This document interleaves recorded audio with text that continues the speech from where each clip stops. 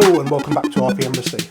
If you're anything like me, you've probably in the past been listening to music and you've made up some sort of a fictional scenario or some sort of visualization of the music. You've kind of made a movie in your mind that the music you're listening to is the soundtrack of. This is sort of a version of that where someone has made music specifically for a fictional film. This is Deadham Ridge by Everyday Dust, the original soundtrack. So this isn't technically an original soundtrack. There is no film that is being soundtracked or scored, but this is essentially a very sort of The Thing inspired kind of soundtrack, in my opinion. It's essentially telling the story of a group of researchers in British Columbia going into caves and then being trapped via like a snowfall or by an avalanche in this cave full of giant insect eggs and the sort of story that unravels from that. And the way that it's done, I think it's very, very ambient, it's very atmospheric. It kind of has, it reminds me a little bit of like that sort of early Throbbing Gristle kind of industrial sort of ambient sound. Very synthy, very analog sounding sort of atmosphere to this. And the track names are something that really lend themselves to this album as well. And I really love how you can kind of piece together the sort of intended narrative, but there's enough open to interpretation for you to, you know, just let your mind run wild a little bit. So this was released on the 2nd of May 2022 via the Castles in Space subscription library. So this is the sort of initial version of it. There is like a later version on digital where the front cover, instead of it being this kind of winter mountainous landscape, it's actually kind of a silhouette of this kind of many-legged creature. I personally prefer this. There's a bit of ambiguity to it, which I think it actually lends itself better to the idea of it. Granted, the actual sort of presentation of it, I think, is very much just a photo that's been run through some Photoshop filters. It's fairly sort of standard stuff, but I think it's very cool. I love the presentation of the title there in that just that sort of subtle white and blue outline of the text. I really love how that looks. Yeah, so it's quite a simple album. Lots and lots of tracks. We've got 25 tracks overall, and we will get into some of them in a minute.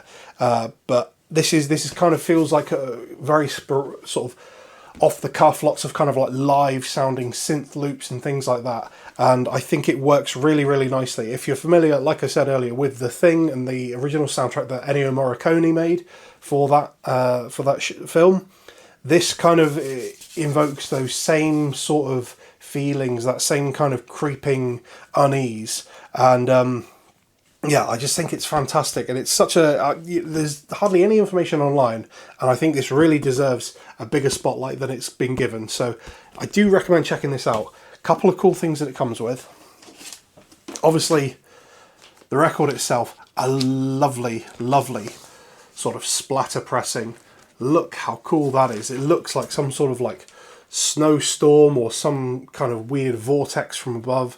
Love the colour combination there. That is immaculate. And a very, very subtle but cool detail. If you can see it there on the label, there's a hand just faintly showing.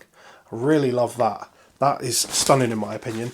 And also in here, you also get this kind of like little pseudo like VHS booklet. It's a really, really cool little piece to go alongside it. Absolutely love that. Really nicely made as well. Like, it's really thick card.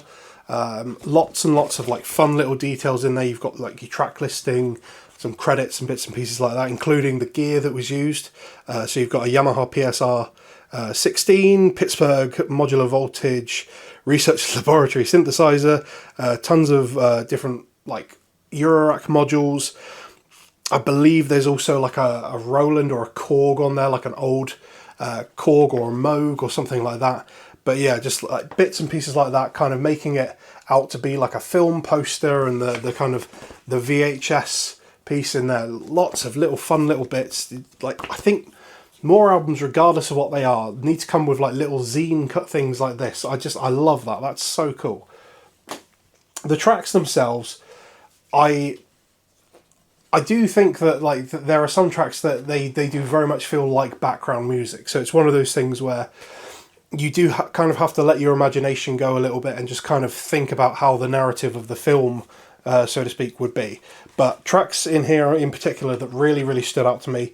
Track number 3, Outpost. Again, just the word outpost, when you've got this kind of imagery, Outpost makes me think of The Thing, kind of straight away tie it into that, and I kind of loved that. Track 13, Night Watch.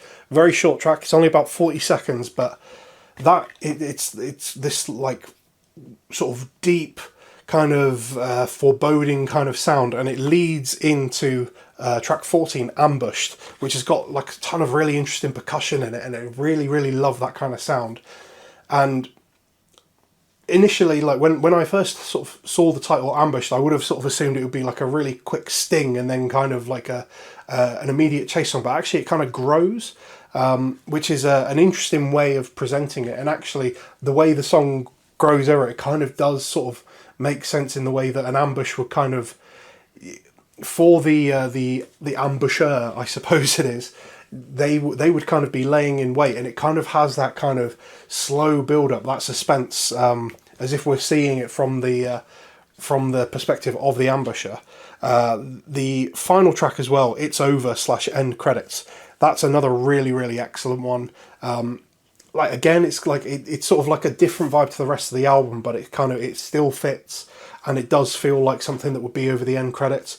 But my favourite track, I think, on here overall is on side 2, track 2, The Larder.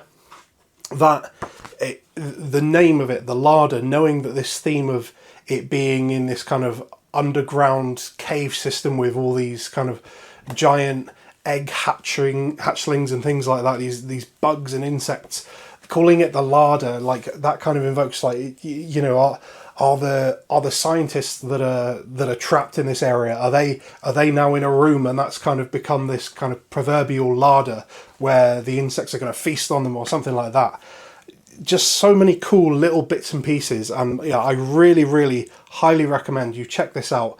You can listen to it on streaming, but I really recommend you try and pick out this one if you can. It's really sort of underappreciated, so you can kind of get a copy really, really easily. I remember when I got my copy, I didn't get it through the subscription.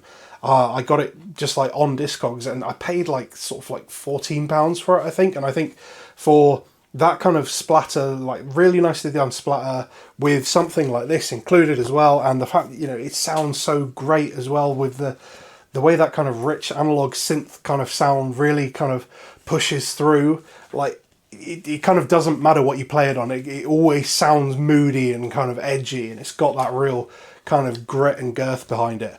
I highly recommend this. Underappreciated classic in my opinion. Definitely check it out.